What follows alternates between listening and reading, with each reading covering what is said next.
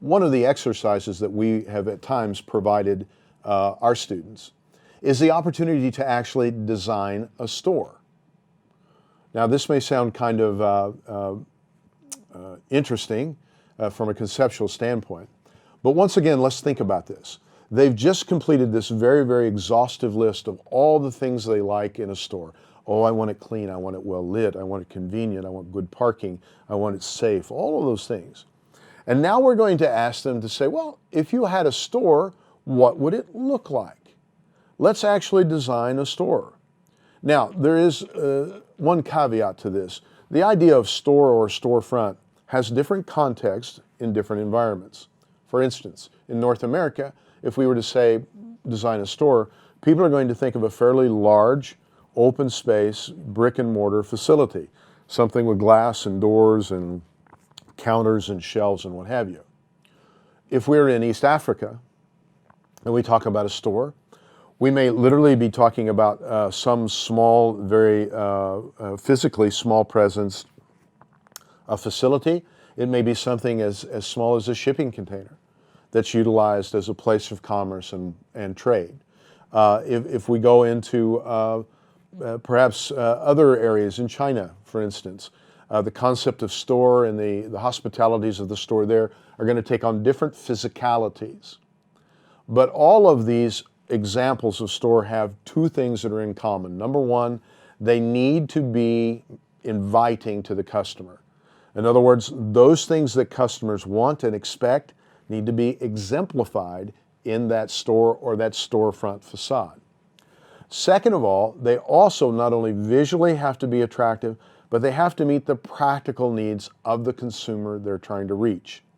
And we develop in some ways try to get our participants to understand that in a deeper way. And again, we do that by simply putting them back and forth between, okay, if you were your customer and you were going into your own store, what would you want to see? How would you like for it to look? What product would you like to see first? Is there a particular sale that's going on that as a consumer might appeal to you? Where would you put that? How would you arrange the store?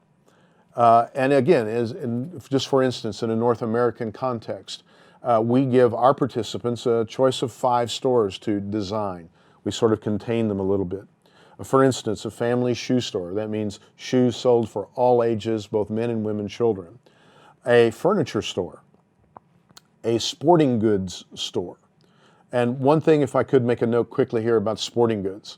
Sporting goods stores in North America are localized. And what I mean by that is, for instance, if we were looking at a sporting goods store in Southern California, they're going to have swimsuits and surfboards, ski equipment and wind kites, all those types of things for the outdoors. However, if we were in Chicago and we were talking about a sporting goods store, we would be talking about lake fishing equipment and things that would be for ice fishing and stuff like that because it gets cold in the wintertime. So that adds an extra dimension of understanding to the student about being able to pick a location and then localize that store for their particular location they've picked. And so we work with them in that case as well. We also go to a hardware store, and this means nuts, bolts, screws, lumber, all those kinds of things that are found in a hardware store. Finally, we use a women's clothing store. And in this context, each of, and again, as I have not said up until this time, this is obvious. If you have a small group, you can do this on an individualized basis, each individual making and designing their own store. What is also important is if you have a larger group and you're constrained by time, go in and put teams together, 2 to 3 people to help them work through collaterally and together to work on a design of a store. One other thing that's also important about this one exercise is that we ask them to brand the store, create a logo, and name the store. Now this is interesting to watch, and it's even more interesting to watch the interaction between the team members as they're involved in this and going through this process. The dynamics that take place about how they formulate their idea and how they want to present their idea can be fascinating.